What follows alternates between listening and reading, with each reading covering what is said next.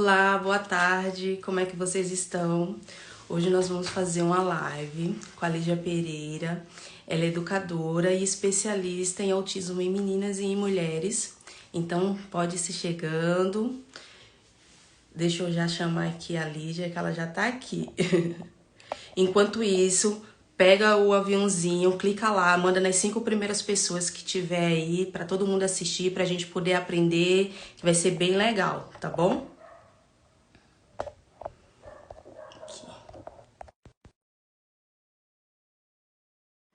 Mandei o convite, Lígia. Vamos ver se deu certo. E deu. Olá, Deu sim. Olá. boa Muito boa tarde. tarde. Tudo jóia, doutora Olha, Janine? viemos da mesma paleta. Combinamos o tom. De propósito, eu Claro, coloquei pra ficar na sua é paleta. mesmo. Sim, Pois é, eu claro. coloquei intuitivamente para combinar com você. Olha aí, que legal. E aí, gente, boa tarde. Eu vou me apresentar rapidinho. E aí depois eu vou pedir para a Lídia se apresentar também, tá bom? Eu sou Janine Carneiro, eu sou mãe atípica do Miguel, Miguel é autista. E sou médica também especialista em autismo. Foi através do diagnóstico dele que eu entrei nesse universo do autismo, da neurodivergência, da atipia e me apaixonei e agora não quero sair mais. E eu convidei a Lígia. A Lígia ela é educadora. Ela tem outras formações, depois ela pode explicar para vocês. Mas atualmente ela trabalha realmente ajudando meninas e mulheres que estão dentro do espectro, né? Isso, Lígia. Se apresenta um pouquinho.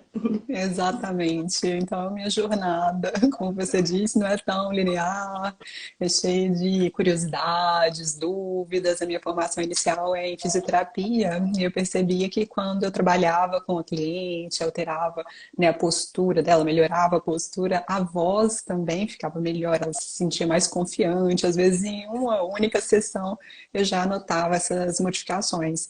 E aí a minha curiosidade foi a seguinte: será que se a gente alterar o psiquismo, a gente também consegue ter essas repercussões positivas em relação ao corpo, ao físico, né? Uhum. E para minha surpresa, já vi muitos estudos a respeito disso, como o Antônio Damasio diz, é o erro de Descartes, né? Querer separar a mente do corpo, porque é tudo interligado. Isso.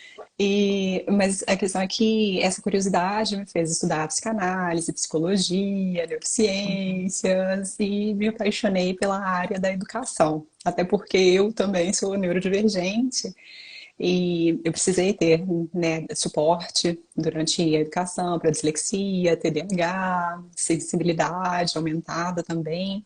E como eu tive bastante suporte, bastante apoio dos professores, amigos, familiares e tudo, então eu percebia que para os meus alunos esse suporte nem sempre era espontâneo, nem sempre vinha de maneira fácil. Então eu tinha que reivindicar na escola, conversar com os pais, educar as pessoas e, sobretudo, em relação às meninas, esse suporte, ou a compreensão mesmo, a falta de julgamento, nem a falta de julgamento, a, o acolhimento das demandas, às vezes eram complexos. Então, isso me fez estar mais próxima das meninas autistas, neurodivergentes, e estudar, porque elas geralmente são as que mais sofrem e são as mais invalidadas. É um trabalho de formiguinha, né? Que a gente vai fazendo. Tem que educar os pais, e tem que educar a família, os professores, os terapeutas, às vezes. E é realmente um trabalho de formiguinha. A gente vai de grão em grão e a gente vai tentando e ajudando essas pessoas, né? Exato, porque ainda é complexo. Se o autismo, de forma geral, ainda é visto como um enigma, Uhum. imagina, em Realmente. relação às meninas, né, e diferentes apresentações que geralmente não entraram nos estudos antigos, e, Uhum. portanto, nós, né, estamos É como. descobrindo agora né, essas Isso. outras possibilidades do espectro. É como se fosse, é literalmente um espectro. Eu acho que é um pouquinho de tudo. É um espectro realmente. E, de certa forma, eu acho que também se enquadra um pouco na questão do quebra-cabeça, porque não para você ter que se enquadrar ou se encaixar, mas é para montar essas peças realmente para aos poucos ir encontrando, né, a melhor forma de moldar esse quebra-cabeça, que cada pessoa é única, então não tem uma fórmula de bolo, uma fórmula secreta. Não adianta você querer fazer a mesma coisa que o coleguinha está fazendo, porque não vai adiantar, porque cada indivíduo, né, é único. Então, acho que é realmente isso. É um espectro que a gente tem que encaixar essas peças. E a gente tem a grande parte, né, da população ainda tem essa crendice que autismo só dá em menino, né? Sim. E a gente tem essa dificuldade da menina já ser realmente mais subdiagnosticada ou passa batido, realmente tem mais meninos diagnosticados. E aí vem toda essa questão social, a questão realmente biológica da menina de conseguir se adaptar melhor. E aí meio que piora pra gente, né? Pra gente conseguir ajudar essas meninas, diagnosticar, que porventura, na maioria das vezes, está tendo esse diagnóstico na vida adulta. Então, você imagina passar toda uma infância, adolescência, uma vida adulta, sem conseguir se encaixar, realmente é muito complicado. E que bom que tem pessoas assim como você, que tem esse olhar diferenciado. Eu acho que é muito importante a gente realmente olhar para as meninas de uma forma diferente, porque a gente não tem nem escalas avaliativas, né, que realmente seja direcionado para meninas. Todas as escalas que foram feitas até agora foi pensando nos meninos, foi usando os meninos como modelo. E que se a gente for realmente comparar, é diferente. Tem o clássico, óbvio, que aí é fácil, todo mundo diagnostica, a gente bate o olho e já vê. Mas é nas sutilezas que é aí que está, né, o nível de conhecimento que a gente tem que adquirir, né? Sem dúvida. Então, temos, na verdade, duas escalas que ainda não estão validadas para o português e que avaliam esses traços tanto em meninas quanto em mulheres. Então, uma escala para crianças e outra escala para adultas. E, como você disse, são raros os instrumentos e né, os estudos também, de 10 anos para cá que nós temos mais pesquisas, mais observações e tudo. Então já temos alguns dados, eles ainda não foram assimilados, né? O DSM-5 ainda não contempla todas essas características, mas sim, o manual ele já nos alerta para essas possibilidades, por exemplo, da camuflagem, de recursos, estratégias aprendidas ao longo da vida. Os estudos nos mostram que os marcos, né, de alterações, oscilações hormonais, eles têm um impacto muito forte para a apresentação do autismo nas meninas. Então, puberdade, gestação, menopausa, tudo isso pode impactar. E nessas fases, às vezes, é que a moça autista vai procurar auxílio, só que, como o DSM, né, os manuais, exigem precocidade dos sinais, então, como ela pode ser autista agora, na adolescência, esses sinais não estavam lá na infância, e na verdade, na maior parte dos casos, quando se observa, investigar, né, fazer essa avaliação pregressa, sim, estavam. Então, estudos congênios, principalmente, mostram que as meninas, mesmo tendo sinais ditos clássicos, características, né, nítidas de autismo e em quantidade tão elevada quanto o dos meninos, elas tendem a não ser diagnosticadas. E olha só que interessante, a gente imagina, né? Os pais não se preocuparam, tem até revisão sistemática mostrando que os pais podem realmente não ter o mesmo tipo de preocupação, não reconhecer aquelas características, né, que a menina tem, o determinado sofrimento, dificuldade, como sinais do autismo, mas, apesar disso, eles tendem a buscar auxílio na mesma fase em que buscam para os meninos, por volta dos 2 anos. Só que as meninas vão ser diagnosticadas cerca de 3, 5, a gente sabe, né? Às vezes décadas depois dos meninos, por causa dessas diferenças e do senso comum, que, como você disse, avalia o autismo ainda, né? Correlaciona à masculinidade. É complicado mesmo. Dessas escalas que você comentou, você gosta? Qual é a sua opinião? Assim, você acha válida que a gente realmente Sim, sim, que sim. é mais voltada para o feminino realmente, né? Então só está precisando agora passar nesse processo de avaliação para a gente poder aplicar ela, então. É de validação para português. Mesmo Para o assim, português, podem né? ser usadas como recursos Top, complementares. né? Então, quando a gente faz avaliação, aí coloca, né, o profissional Uhum. pode inserir uma seção de informações complementares e adicionar referência bibliográfica. Essas duas escalas, elas são baseadas na prática de dois professores que eu gosto muito, professores australianos. Eu estudo com eles, são o Dr. Tony Atwood e a doutora Michelle Garner. E são profissionais incríveis, muito sensíveis, que têm uma prática muito humanizada.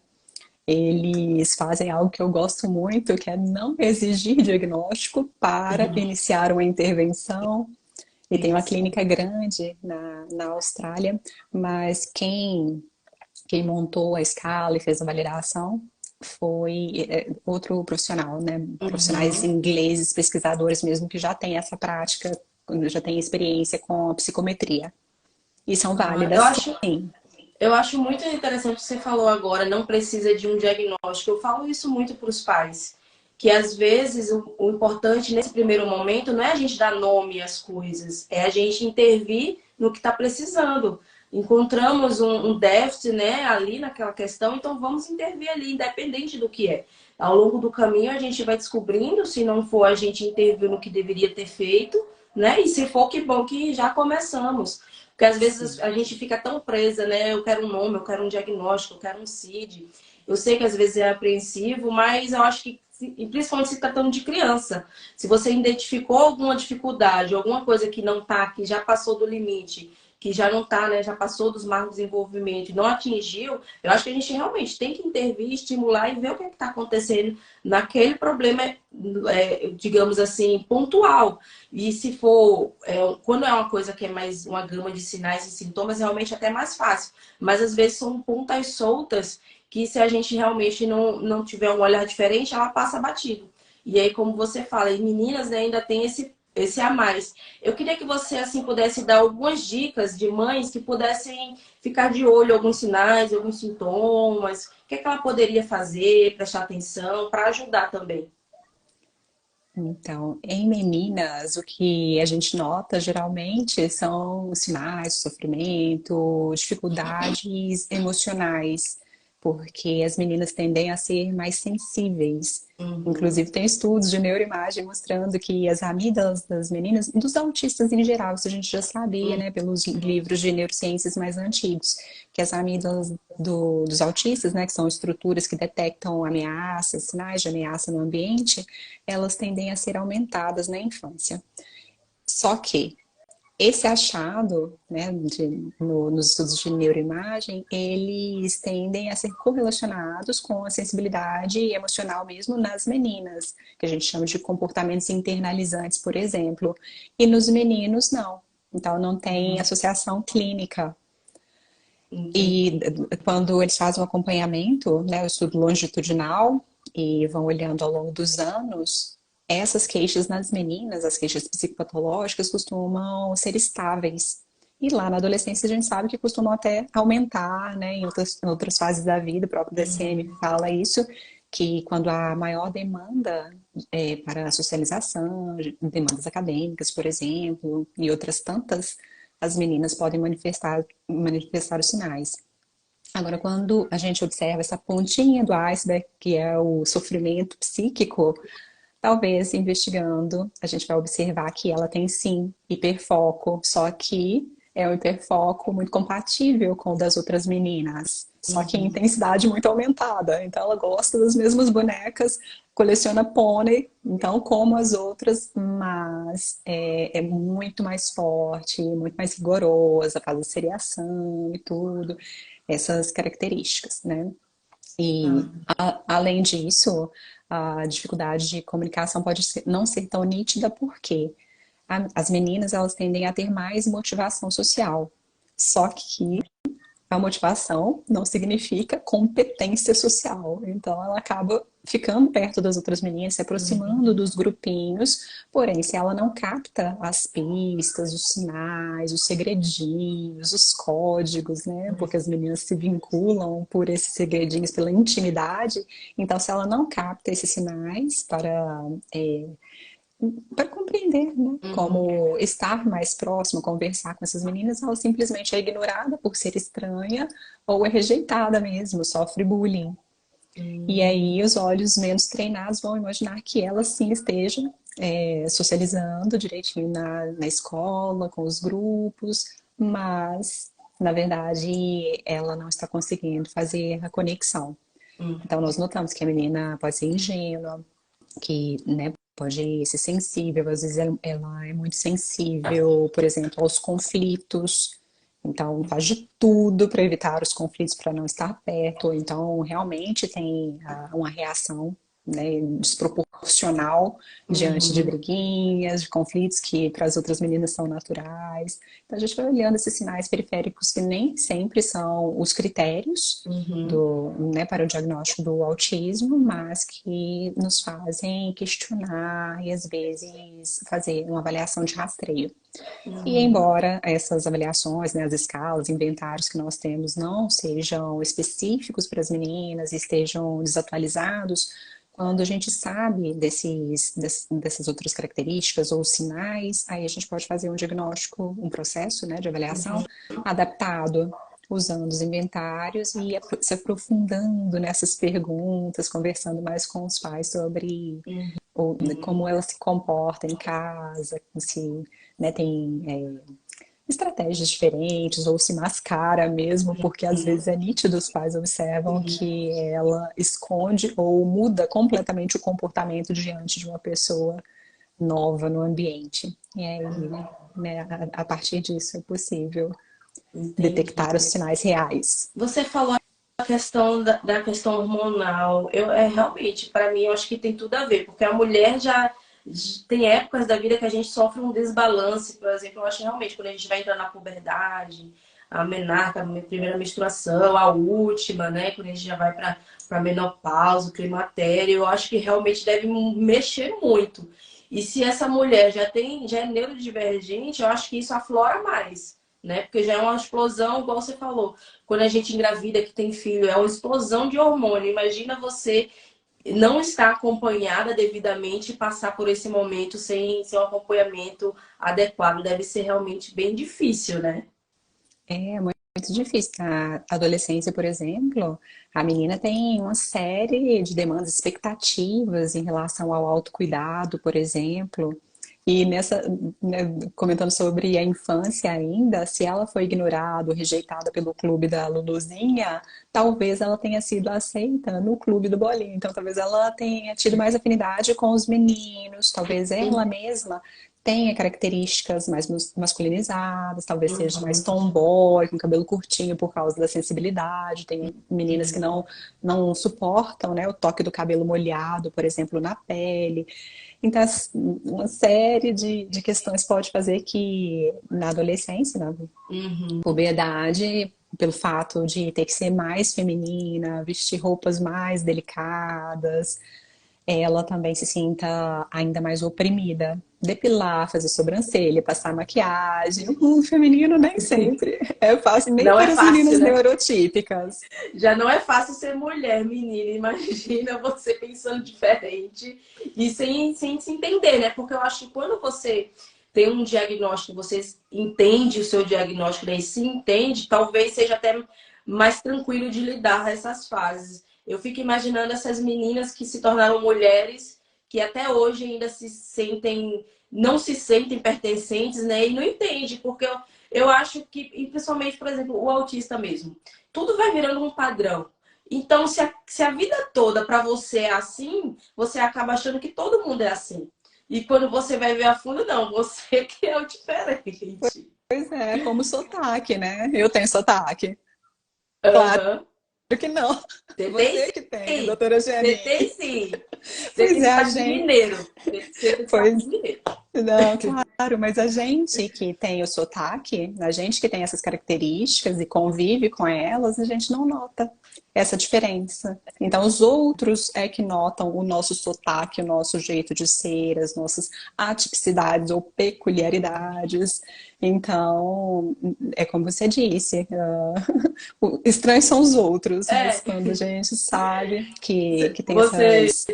Você falou de sotaque, eu lembrei que eu sempre falei que eu sou muito. Eu sou muito assim.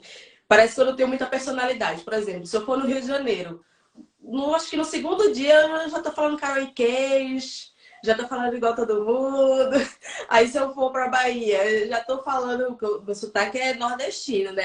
Nem é tão nordestino por conta que eu já vivi em tanto canto que eu fui perdendo, mas óbvio que ainda fica o resquício, né, do meu Nordeste tão lindo. Sou de Pernambuco, Que Recife, bom. mas, por exemplo, se eu for na Bahia, que é um sotaque diferente, dá 2, 3 dias eu tô lá falando, ô maninha, vem cá, venha meu rei. Pois é. Eu tô falando que eu não tenho muita personalidade. Eu acho que é Não. essa questão de querer se encaixar, né, realmente.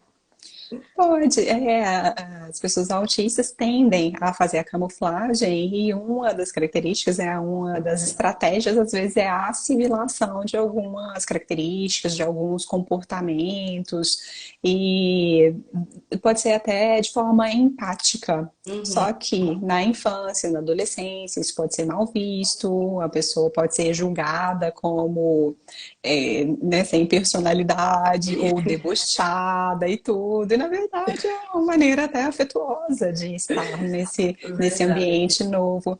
Mas então por que a gente não aceita as nossas características pessoais, né? Como o É, sotaque, como o nosso jeito de falar? é Mas difícil. pelas expectativas sociais, em Uhum. várias fases, talvez a menina autista se sinta oprimida.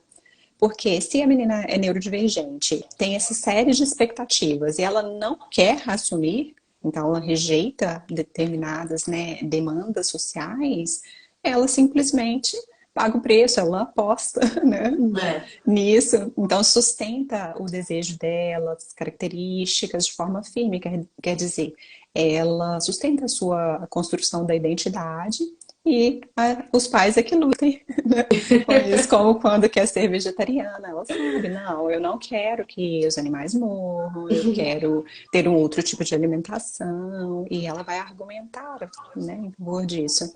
Mas quando ela está insegura, quando tem baixa autoestima, baixa autoconfiança, a gente sente que realmente é complexo. Então, nesse processo educacional, seja com a médica, seja com Uhum. outros profissionais, a psicoeducação, mostrar que o cérebro Uhum. é diferente, tem necessidades, né, Uhum.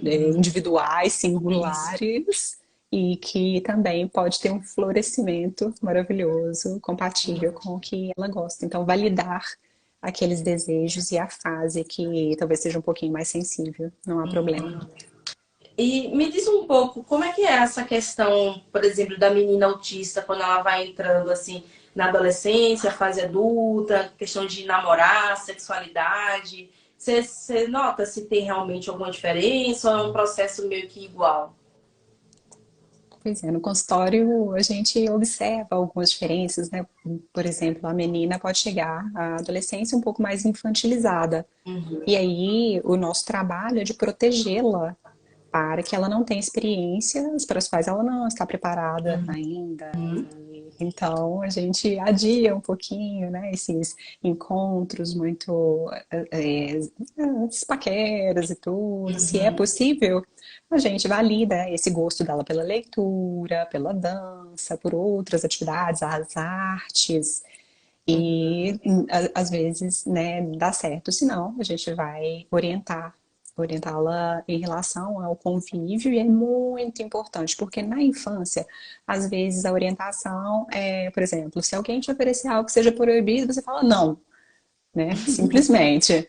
Agora chega na adolescência, aí o seu amigo oferece cerveja. Aí você fala, não, né? Então, dá um não sonoro, muito bravo, né? Para ela, quer dizer, pode ser incompatível com Uhum.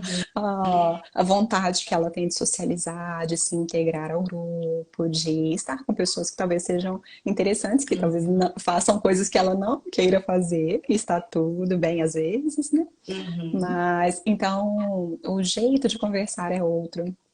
Talvez ela não compreenda os sinais de paquera, e aí nós temos risco, às vezes, né, graves, Uhum. porque os estudos mostram que 90% às vezes das meninas autistas, adolescentes, né, já passaram por situações de abuso, Então, começa por isso, compreendendo que tem os círculos de intimidade, né? Então, no círculo Uhum. mais fechado, está a nossa família, as pessoas que realmente são muito próximas, ali um pouquinho mais distante, os amigos. Então, para cada círculo desse, os conhecidos, né, ainda mais distantes, para Uhum. cada círculo desse existem comportamentos mais adequados ou esperados. Então, é importante, às vezes, ter, inclusive, recursos visuais para que a gente converse sobre isso de forma antecipada e para que ela se sinta segura Uhum. também em ambientes diferentes ou quando muda essa hierarquia social, né, a dinâmica social nos ambientes dela.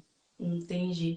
Então, realmente, é mais propenso realmente a sofrer abusos, esse tipo de coisa, realmente, pelo que você falou, por conta até de não entender muito bem, acho que até por conta da literalidade.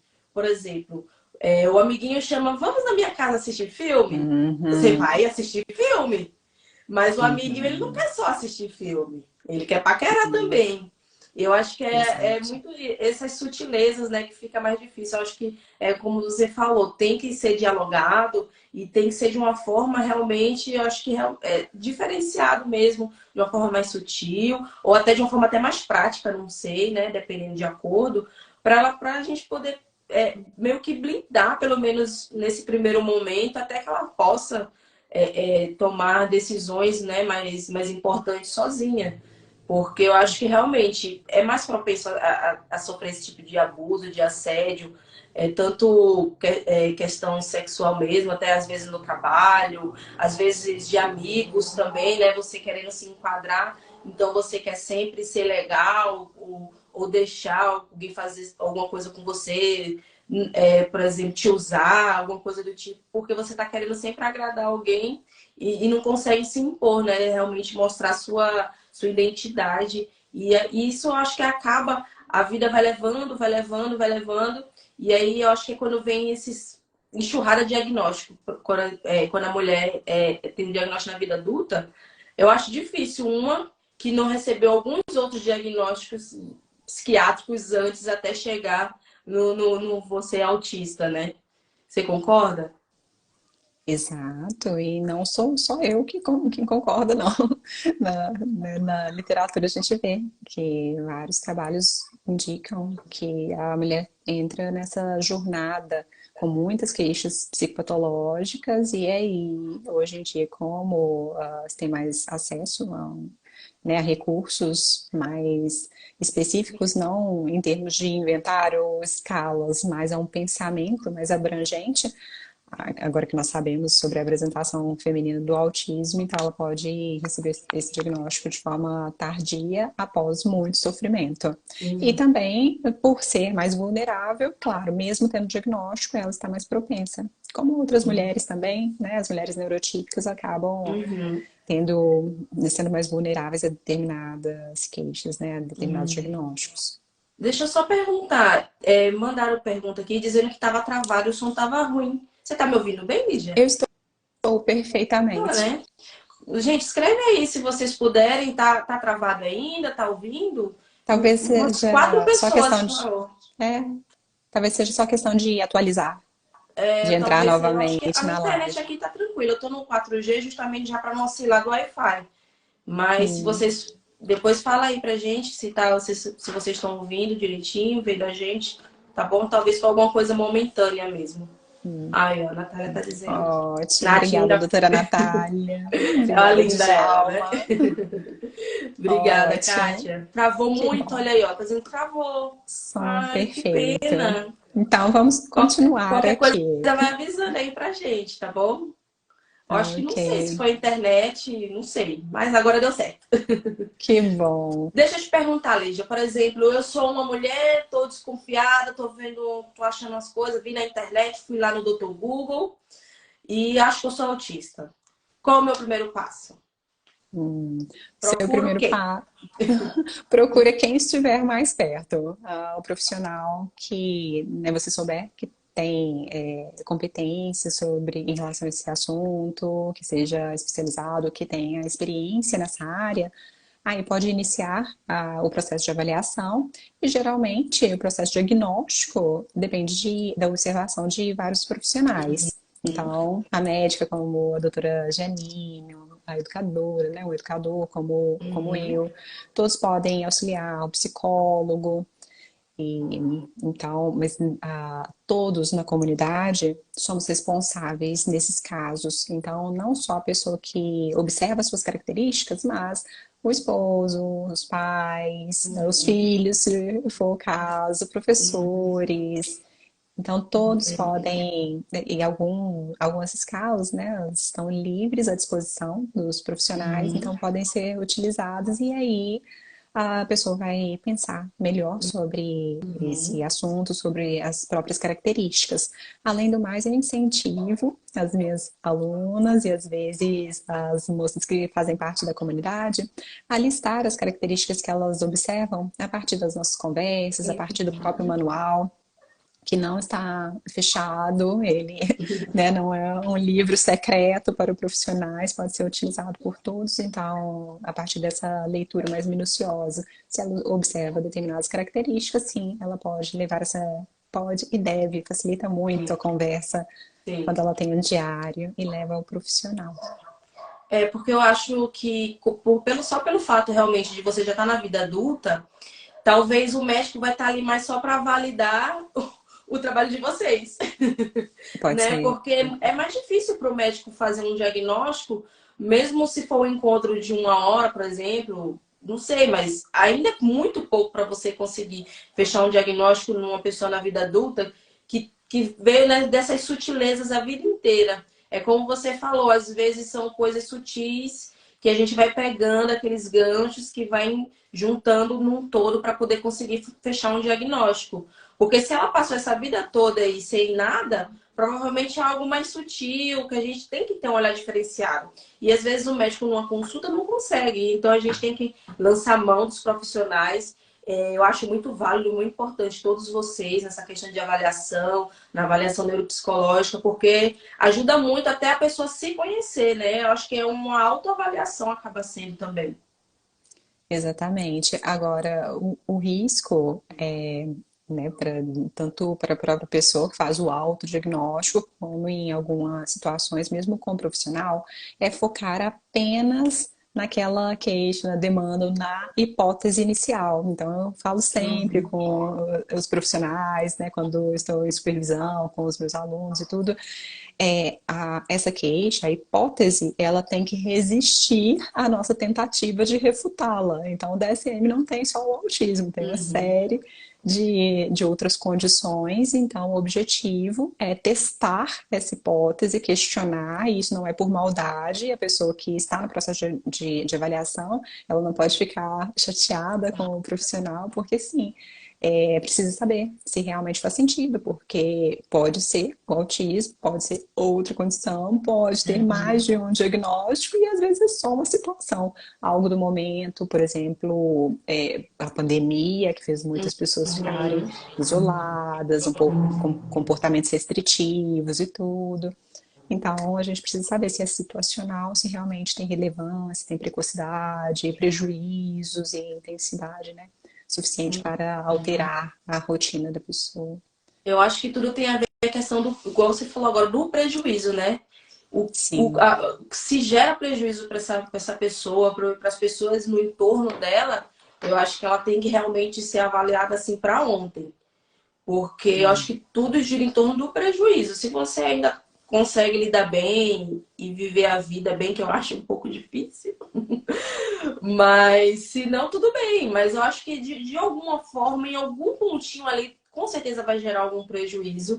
E é isso que é difícil, talvez, para as mulheres, porque eu costumo dizer que a gente já se sente culpada só de nascer mulher. Só de nascer mulher, você já está culpada. E a sim. sociedade também, né, em volta, molda a gente para ser realmente mais recatado, do lar. Então, uma menina, igual você fala, né, a gente escuta muito, uma menina quietinha, que fica lá na dela, ela passa despercebido realmente.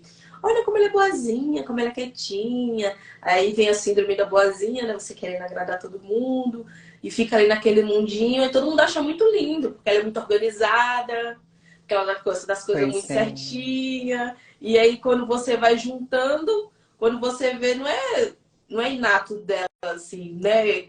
É uma questão típica, vamos dizer. Geralmente, já tá entrando realmente na tipia, a gente vai deixando passar, porque é bonitinho a menina ficar ali quietinha. Aí, como você fala também, que a maioria das pessoas falam de quando é um menino que é muito quieto, todo mundo já estranha. Como assim? Esse menino tá muito quieto? Tá acontecendo alguma coisa que ele é muito quieto? Agora, se é uma menina que é muito quieta, não. Que legal que ela é muito quieta, né? Eu acho que tem Os, muito disso, né? os pais até validam. Pois é, tem dois modelos ou teorias a respeito dessa configuração identitária de meninos e meninas autistas. Então, o Simon Baron-Cohen, que é um pesquisador que, né, investiga muito sinais de autismo, ele fez uma hipótese a respeito do cérebro das pessoas autistas e ele chegou à conclusão, ele deu até o nome de cérebro extremo macho. Então, em um contínuo que seria o cérebro feminino, mais empático e mais cuidador, e no outro extremo, o cérebro masculino mais lógico e mais pragmático.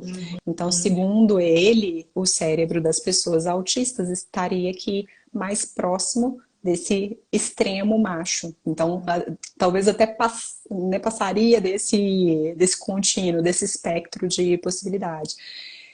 Tendo o homem, né, o menino neurotípico aqui um pouquinho mais Uhum. próximo do cérebro feminino. Enfim, mas então existe essa teoria e pode ter relevância, sim. E existe uma outra teoria, um modelo de pensamento que também é estudado a respeito da configuração neuronal mesmo, da arquitetura cerebral e das funções cerebrais das pessoas autistas, que é o modelo da incoerência de gênero. E nesse modelo, né, principalmente a Suzanne Bergerot, que estuda bastante, é uma psiquiatra sueca, e ela diz que os meninos autistas eles estão mais próximos dessa configuração feminina, então não chega a ser uma configuração exatamente feminina, mas talvez sejam um pouco mais passivos, um pouco, né, às vezes mais empáticos, Uhum. mais compassivos mesmo. E enquanto as meninas autistas tendem a ter uma configuração mais próxima do cérebro masculino neurotípico. Olha só que interessante. Então você me fala que as meninas muito recatadas, muito quietinhas, elas tendem a passar abaixo do nosso radar, porque a sociedade já valida. E quando Uhum. essa menina tem uma configuração mais masculinizada, tomboy, mais prática, mais lógica, Uhum. sobre o mundo e quer mais conforto, como ela vai ser interpretada.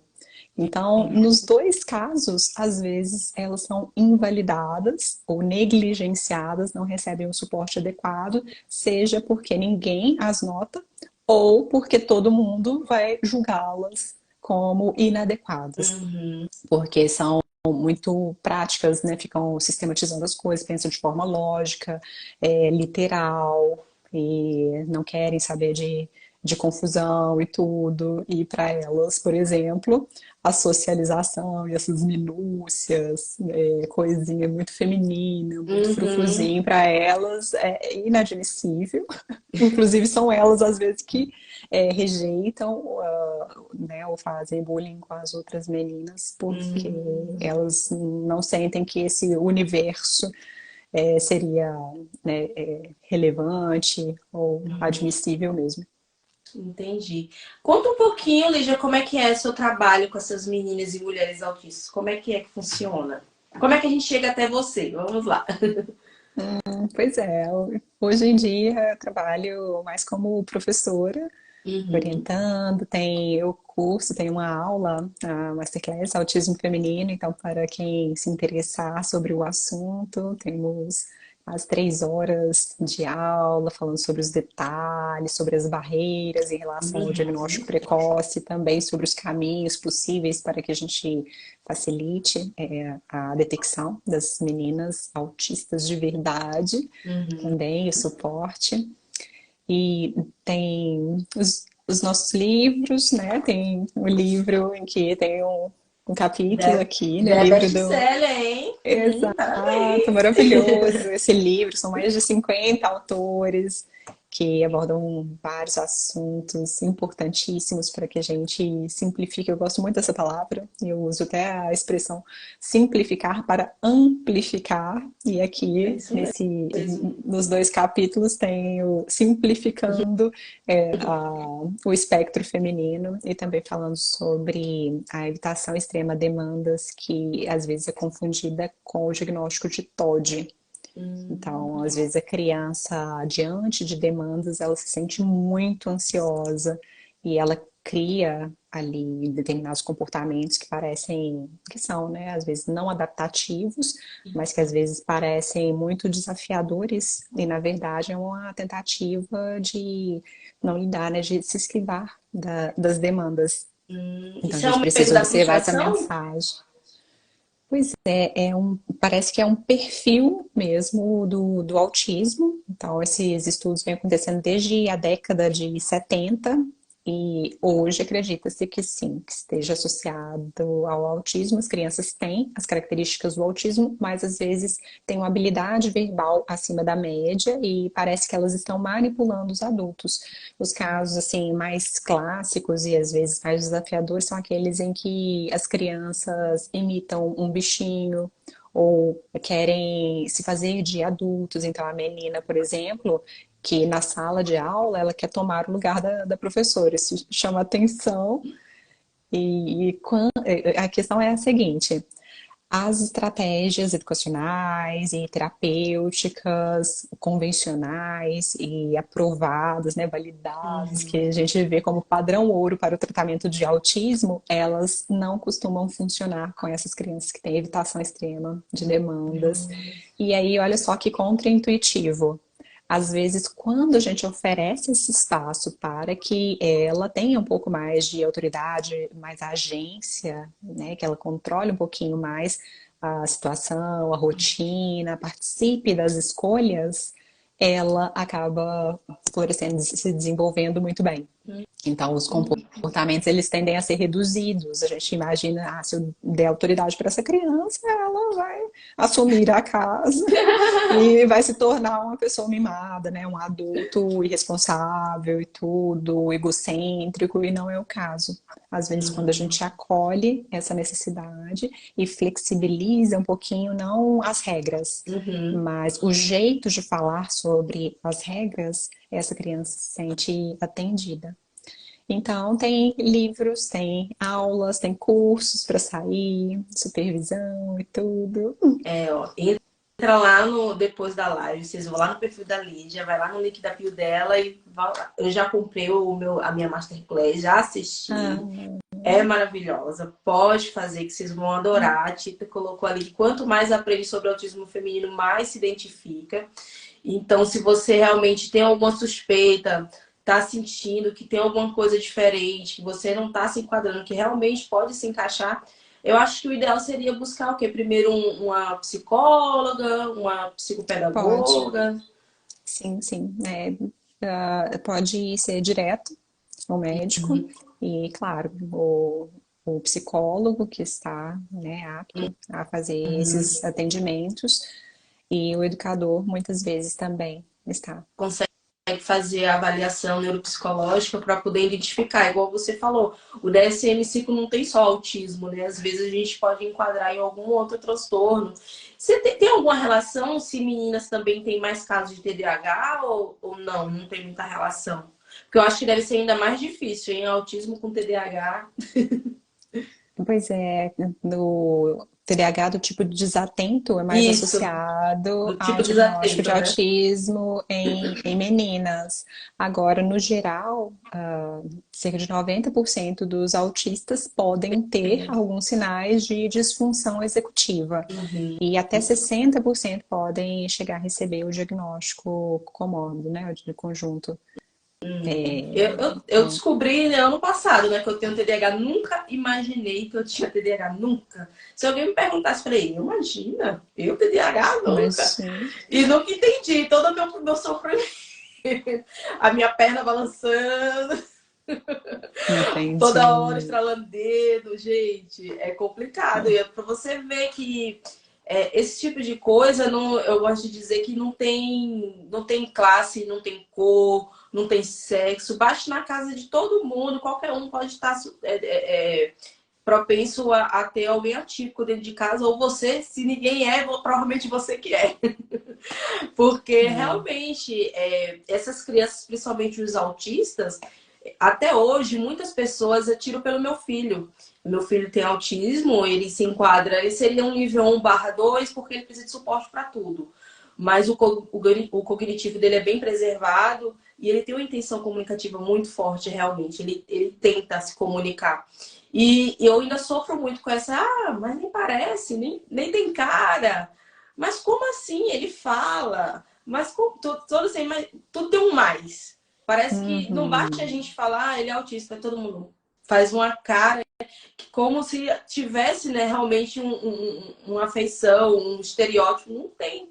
Então, se a gente realmente não tiver um olhar diferenciado para essas crianças, adolescentes e adultos, realmente passa batido. Porque é o que eu falo, quando é um nível 3 ou quando vem com alguma comorbidade associada, é fácil. Até um leigo bate o olho e vê que tem alguma coisa diferente. A gente tem que estar treinada realmente para essas nuances. E o autismo em meninas, eu acho que realmente tem que criar uma vertente mesmo, autismo feminino, para poder estudar cada vez mais, parar com essa história de só fazer triagem em meninos, fazer em meninas também, para a gente cada vez mais melhorar essas escalas, para a gente poder ajudar melhor essas meninas, porque é um sofrimento, acho que para todo mundo, e principalmente para a pessoa que está dentro do espectro, que ainda não conseguiu esse diagnóstico. Porque imagina essa menina, igual você falou, questão de gêmeos, às vezes o irmão e consegue um diagnóstico, e a menina que tinha tanto quanto sintomas, meio que não é, passou despercebido. E aí depois é que a gente vai ver o sofrimento que causou na vida dessa família, porque a gente não teve um olhar diferenciado. E eu, como médica, eu sempre costumo dizer, eu não tenho vergonha, nem tenho medo de pedir ajuda e dizer não sei. Quando eu não sei, eu Uhum. digo que calma, não sei, mas eu vou procurar saber, vou perguntar, ou então vai em tal pessoa que ela vai conseguir te ajudar. Eu acho complicado quando fala, não é, tchau, volta daqui a 6 meses, volta daqui a um ano. É nada não, é coisa da sua cabeça. Eu acho que isso, Isso. a gente devia excluir isso das nossas falas no consultório e validar realmente a queixa dessa mãe, ou até mesmo treinar o seu olhar. Porque para meninas eu acho que eu tenho recebido bastante meninas no meu consultório e a maioria vem com sintomas bem clássicos mesmo. Não é nada muito Uhum. sutil, sabe? Quando a gente começa a fazer a anamnese do interrogatório, já meio que fecha o diagnóstico, porque realmente se enquadra bastante no que a gente está acostumado a ver nos meninos. Eu não sei se felizmente ou infelizmente ainda não peguei nenhuma menina assim mais difícil de diagnosticar por conta das sutilezas, das nuances, né, que tá entre um e outro. Mas eu acho que cada vez mais a gente tem que estudar mais, não só o autismo em geral, as pessoas realmente têm que entender, têm que compreender, têm que entender que nós estamos aqui e vocês vão ter que engolir a gente. Que eu acho que realmente daqui a pouco vai estar. O atípico vai virar atípico, gente. Porque essas crianças aí vão crescer, vão casar, vão ter filhos, e a chance de um autista casar com outro autista vai ser muito grande, e a probabilidade de vir outro autista também vai ser muito grande, e daqui a pouco vai virar meio que o comum. Então a gente tem que fazer um exercício interno de autoavaliação mesmo, e de parar de querer, eu acho que a gente quer muito enquadrar, botar muito em caixinha. Ó, você é assim, tem que ser assim, fulano tem que ser assim, menina tem que ser desse jeito, menino tem que ser daquele jeito. Uma vez eu ouvi uma frase que eu acho que eu gostei bastante. Enquanto a gente querer realmente ficar, por exemplo, separando muito típico de atípico, eu tô falando agora questão de educação e na escola, a gente ficar muito separandinho, sabe? Mas fulaninho é, fulaninho não é. Eu acho que as crianças, as menores, elas não entendem, elas tratam todas iguais. Elas podem notar alguma variação entre um outro jeito de ser, mas elas não fazem realmente essa discriminação, as pequenas. As maiores, elas já fazem. Elas já fazem bullying, já discrimina, já exclui. Enquanto as pequenas não, as pequenas elas acolhem. Hoje eu ouvi a mãe de um dos pequeninos que eu atendi hoje falou, ele não tem interação comunicativa, mas ele falou, os amiguinhos da escola acolheram ele, cuidam dele. E é mais ou menos isso que as crianças pequenas fazem. E se a gente crescer essas crianças com esse pensamento que não importa se você enxerga menos, enxerga mais, se você tem dificuldade para ouvir, para andar, se você usa cadeira de rodas, se você usa muleta, se você tem TDAH, se você é autista, eu acho que a gente não precisa ficar dando nomes nesse momento. E sim, trata todo mundo igual. Cada um com a sua necessidade. Se você precisa de mais ajuda em tal coisa, então vamos dar mais ajuda em tal coisa. E não ficar, fulaninho precisa de ajuda porque ele é isso. Fulaninho precisa de ajuda porque ele é aquilo. Aí eu acho que isso fomenta essa questão separatista de ficar os típicos dos atípicos, os PCDs, dos não PCDs. Eu acho que se a gente trouxer essa visão para as crianças, que todo mundo é criança e ponto, e vamos respeitar e vamos ajudar, eu acho que tem mais chance dessa criança se tornar um adulto inclusivo e não capacitista. Você concorda? Esse é o meu sonho, doutora Janine. Eu não sei se você sabe, mas eu era radicalmente contra esses diagnósticos, sobretudo quando se trata de, né, nível 1 de suporte ou casos mais leves de TDAH, porque eu sentia que mais prejudicavam, né, que poderiam ser iatrogênicos, fazer a criança focar muito nos déficits e deixar de observar as competências que ela já tinha, né, já tinha cultivado, dos gostos, interesses e tudo. Então, no meu trabalho, o foco realmente é muito aspiracional. Eu quero que as pessoas observem, né, o futuro que elas podem construir, a identidade que elas estão, né, em processo de construção, quais interesses guiam as escolhas delas. E então, meu sonho também é de que essa apresentação diferente do autismo, a apresentação feminina, seja incluída e a gente não precise, daqui a alguns anos, falar especificamente sobre o autismo feminino, mas falar, como você disse, né? Sobre a inclusão, sobre as diferenças que são lindas, a singularidade, a autenticidade, tudo, como a Temple Grandin diz, o mundo precisa de todos os Sim. cérebros.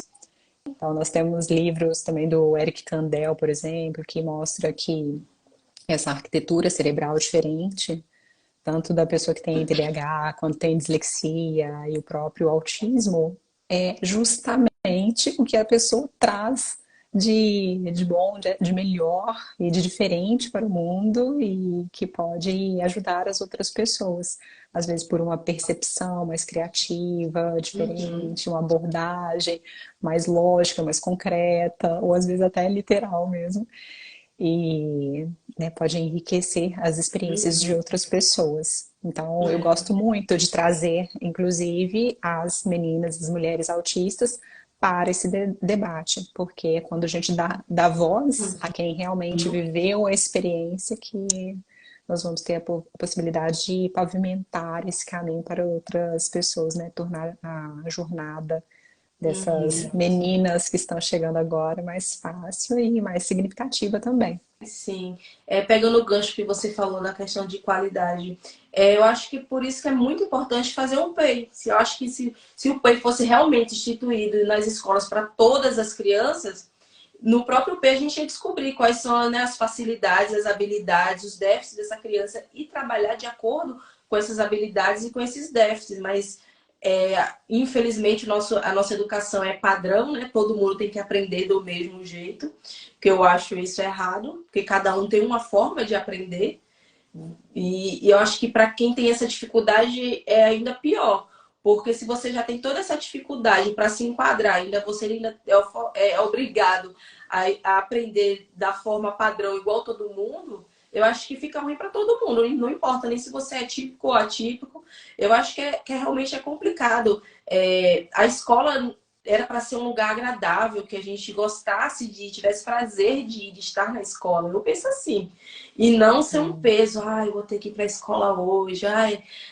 Infelizmente também a gente ainda tem assim professores muito arcaicos que não buscam realmente prender a atenção do aluno, fazer uma coisa diferente, né? Buscar se inteirar com o que está acontecendo hoje em dia para prender a atenção dessas crianças, adolescentes, é tudo muito igual, muito cartesiano, tudo dentro de caixinha. Acho que as pessoas precisam de mais diversidade mesmo. Tem que ficar mais colorido, gente. É verdade. A gente sabe que tem, né, esse plano. Aí tem um livro que chama Maquiavel Pedagogo, tem um do John Taylor Gatto também, que fala sobre esse pensamento na construção muito fordista da escola, então seguindo o modelo industrial, e que realmente não é para deixar as pessoas mais inteligentes. O livro do John Taylor Gatto, inclusive, chama O Emburrecimento Programado, porque a escola segue protocolos, deixa as crianças no mesmo lugar sempre e Uhum, tudo, tem a sineta para o recreio, tem que parar imediatamente aquela atividade ali, então ela não tem autonomia para continuar investindo, raciocinando. O raciocínio é interrompido de forma brusca, o uhum, que é curiosidade, às vezes é interpretado como mau comportamento, é um grande problema. E inclusive o PEI.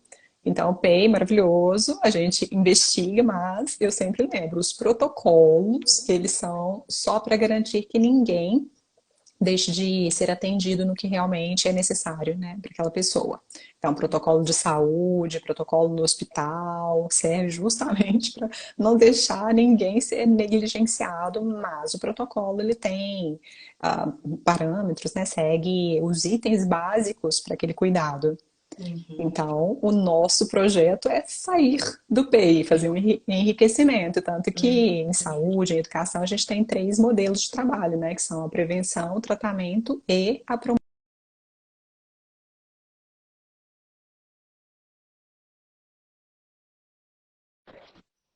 resolvido.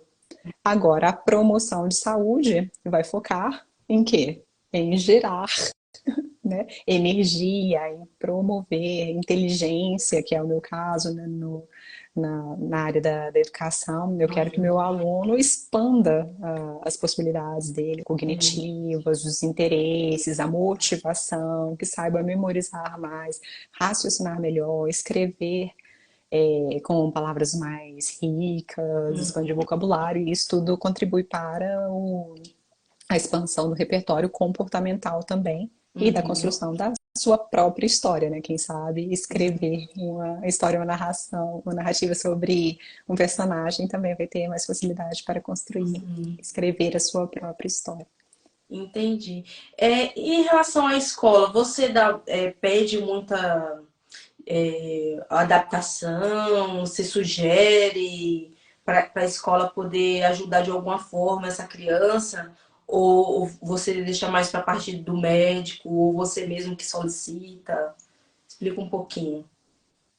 Sim, quando a gente sempre vai à escola para conversar com a Uhum. equipe e, claro, a gente solicita algumas acomodações. É interessante porque antes do diagnóstico, e foi isso até que me fez mudar de ideia e reduzir esse preconceito em relação ao diagnóstico, porque eu imaginava que ter uma CID, né, ter um nome, falar é autista, tem TDAH, dislexia, o que fosse, pudesse reduzir as possibilidades, né, o potencial desse aluno.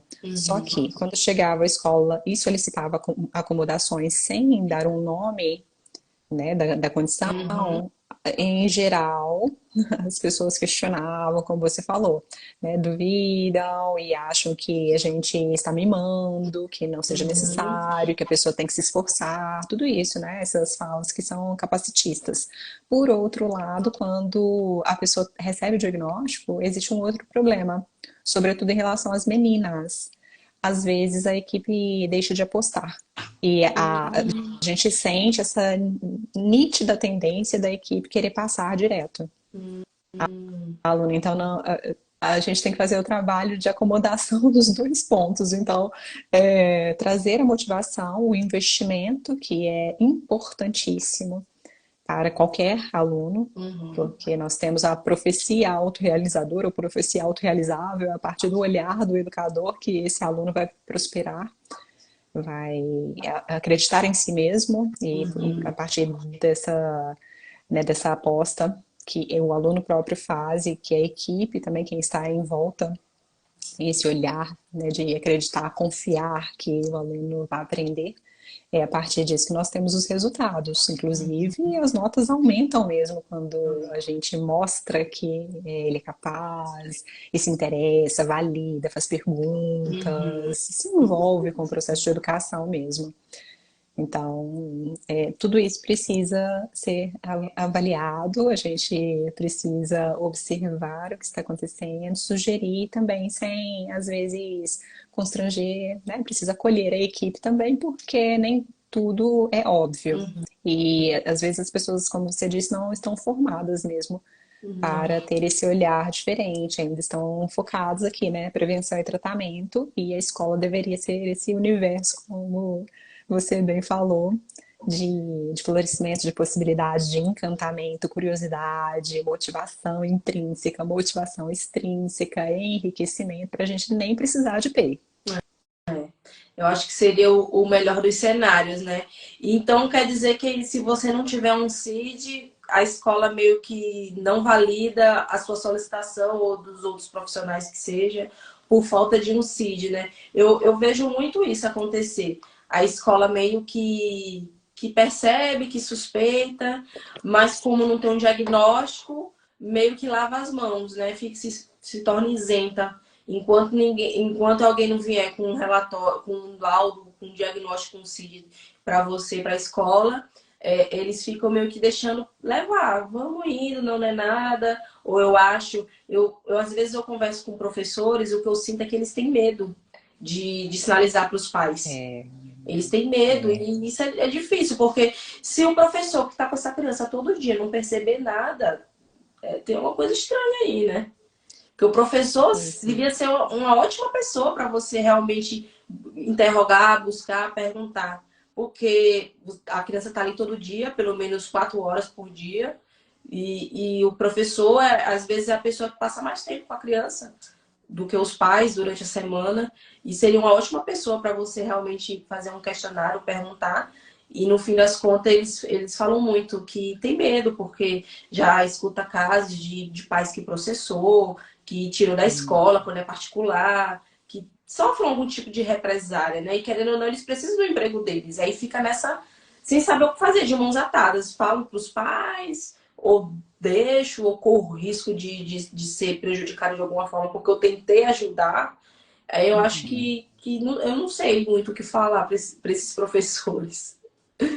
Você está certíssima, e inclusive também nós temos revisão sistemática mostrando que existe essa tendência de negação da família e às vezes da equipe também, a equipe, né, tanto de professores, mesmo terapeutas, às vezes tem essa atitude que é capacitista, mas por isso que eu gosto de pensar na inclusão, no acolhimento dos neurotípicos também, porque às vezes passam por essa dificuldade.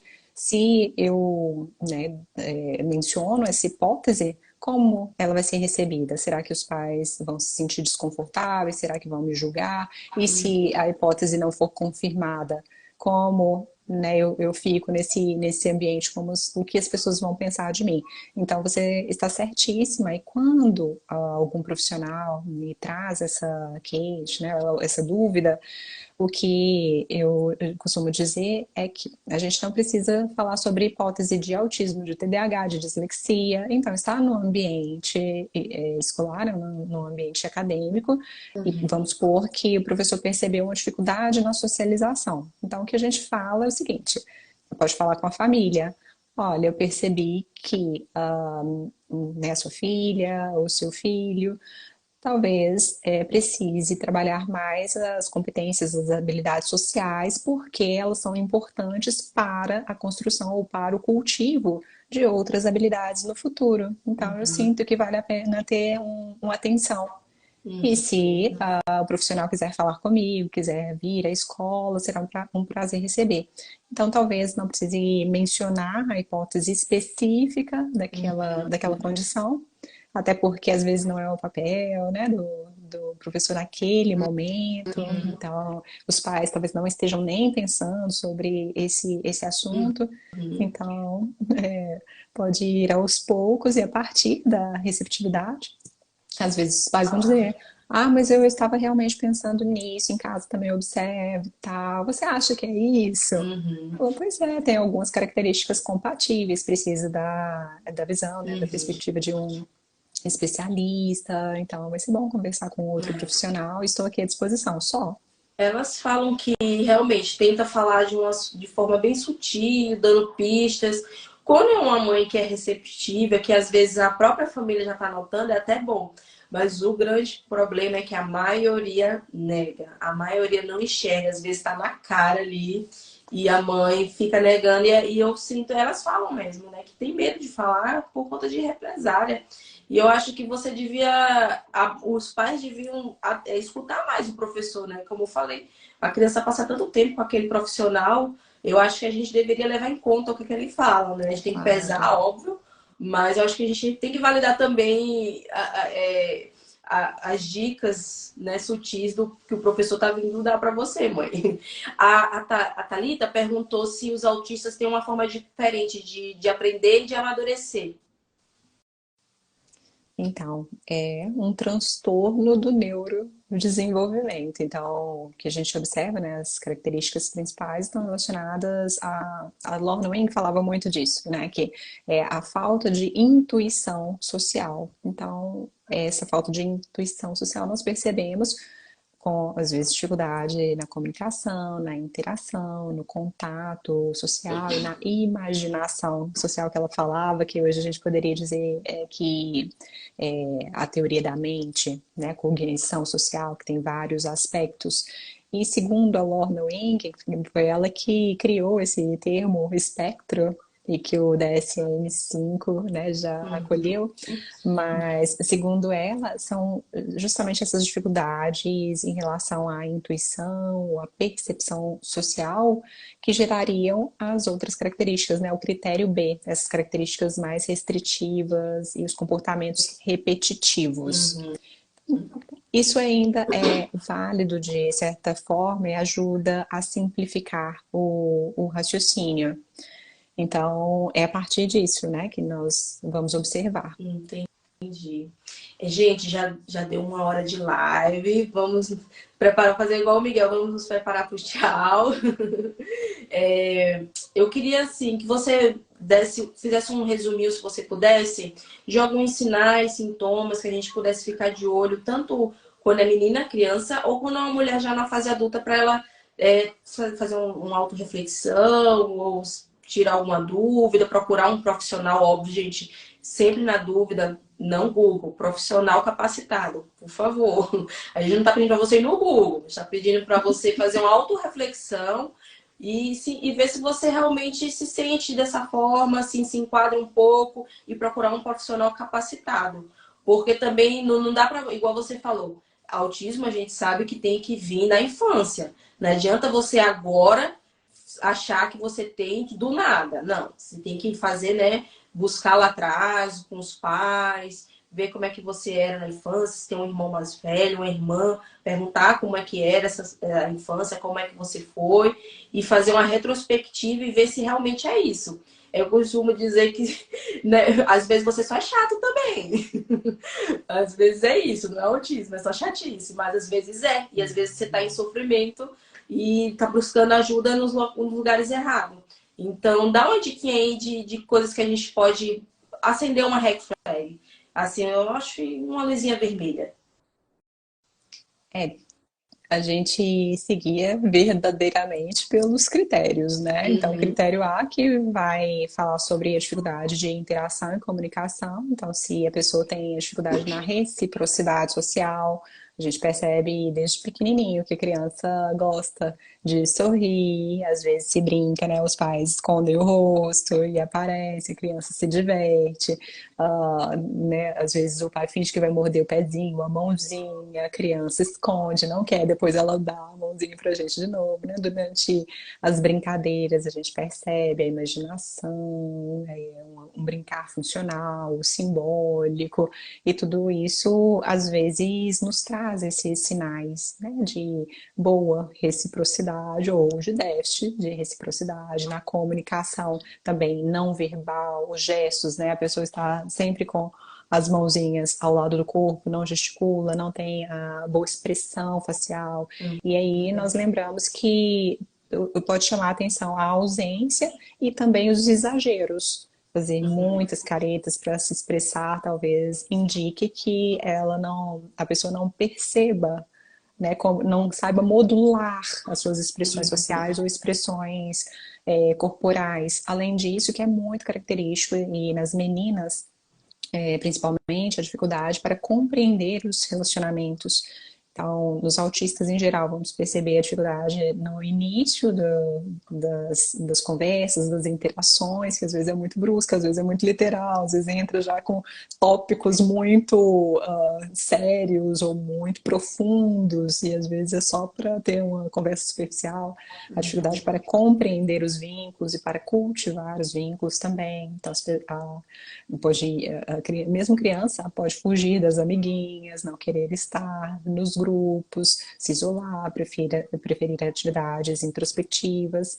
E, mais uma vez, lembrando, se não há prejuízos, né, se não é intensidade muito alta, se a gente não percebe como um problema, então, naturalmente, não é um transtorno, né? Então, não vamos pensar em autismo. Então, esses 3 itens, eles precisam ser cumpridos para que o diagnóstico de autismo seja aventado. E aí, o segundo critério, o critério B, vai falar sobre as estereotipias, são 4 aspectos, né? E aí, nós precisamos observar pelo menos 2. E são as estereotipias, que podem ser estereotipias motoras ou verbais. Então, as ecolalias, frases idiosincráticas e né, os comportamentos motores, às vezes, repetitivos, que aparentemente não têm função, mas muitas vezes nós sabemos que são movimentos que trazem um certo conforto, são autorregulatórios. E aí, na intervenção, a gente vai procurar não né, cuidar disso, observar, para não inibir algo que seja funcional para aquela pessoa no momento.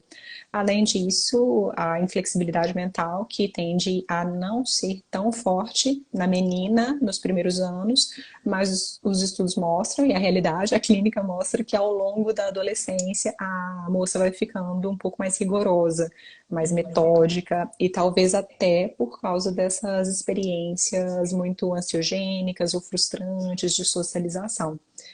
Então, os meninos, eles tendem já a ter mais estereotipias e também mais rigor, mais inflexibilidade desde a infância. Mas nas meninas, às vezes aparece como seletividade alimentar, como né, outras questões, e mesmo como você falou, essa seriação, a organização da casa ou das bonecas, né?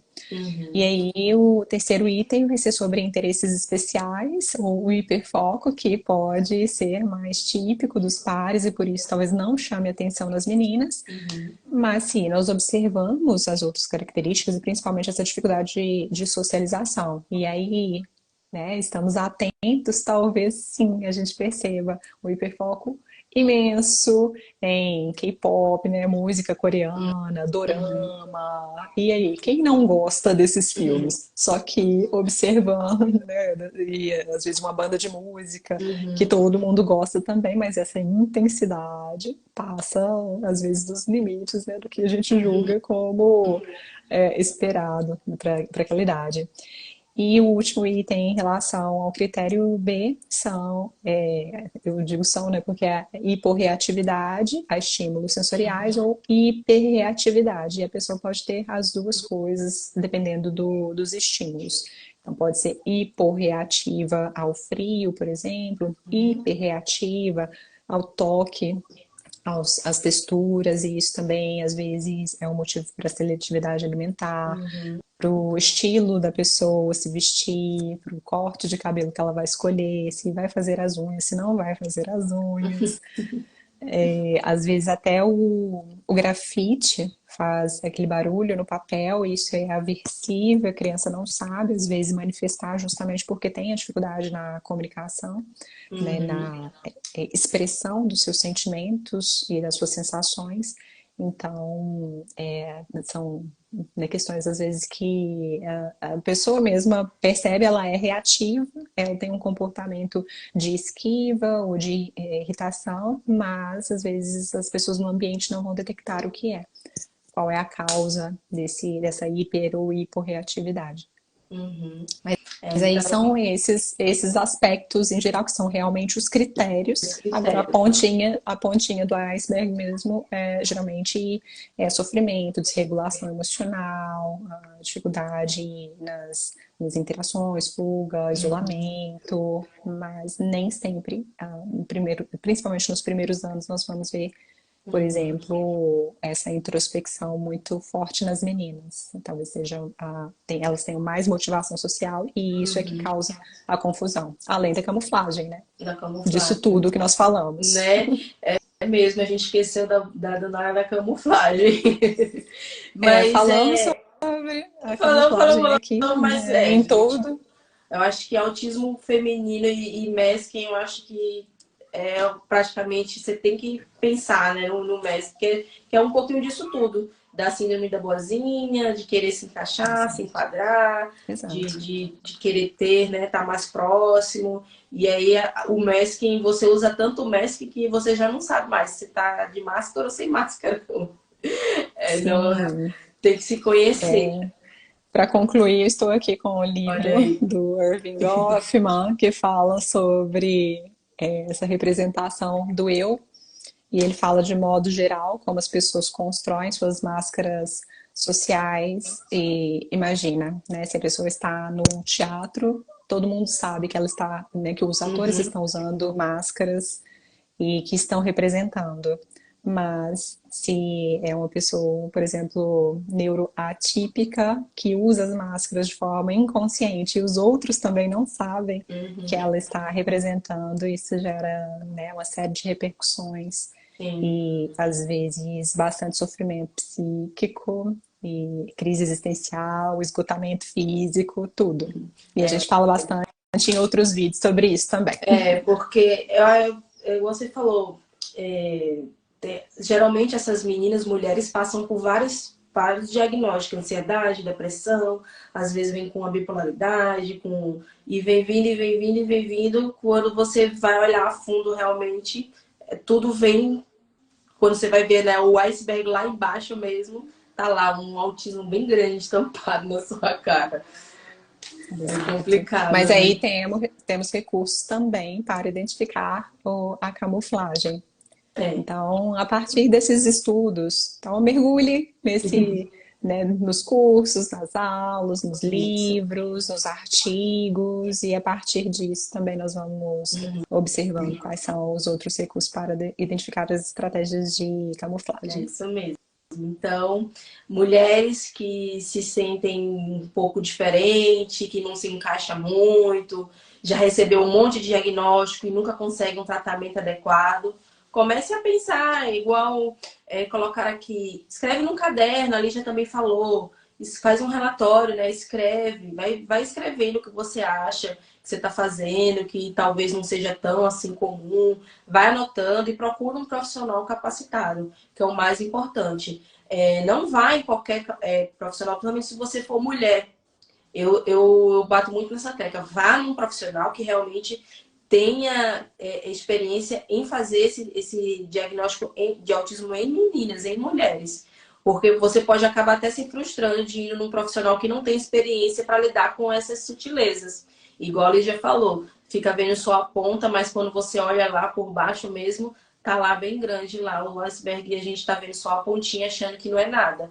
Então procure sempre uma ajuda de um profissional capacitado, pode ser um médico, pode ser um psicólogo, um neuropsicólogo, um psicopedagogo, a Lígia que tá aí também, que tem curso, vão lá no bio dela, entre lá no link, comprem a masterclass dela, eu já comprei, já assisti.